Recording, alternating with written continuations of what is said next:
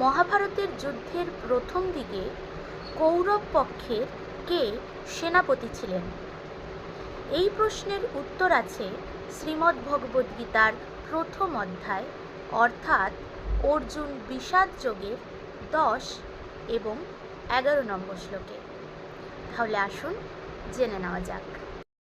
10 নম্বর শ্লোক, যেখানে দুর্যোধন বলছে, অপর্যাপ্তং তদস্মাকং বলম ভীষ্মাবিরক্ষিতং তদস্মাকং ত্বিদমেতেষাং বলম ভীমাবিরক্ষিতং। অর্থাৎ আমাদের সৈন্যবল অপরিমেয় এবং আমরা পিতামহ ভীষ্মের দ্বারা পূর্ণরূপে সুরক্ষিত। অপরপক্ষে ভীমের দ্বারা সতর্কভাবে সুরক্ষিত পাণ্ডবদের শক্তি সীমিত। এখানে দুর্যোধন অহংকার করছে, যেটা কখনোই করা উচিত নয়।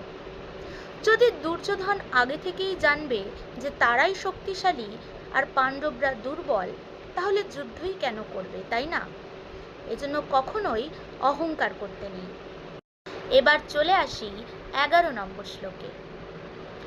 অয়নেষু চ সর্বেষু যথা ভাগমবস্থিতঃ ভীষ্মমেবাবিরক্ষন্তো ভবন্তঃ সর্ব এব হি।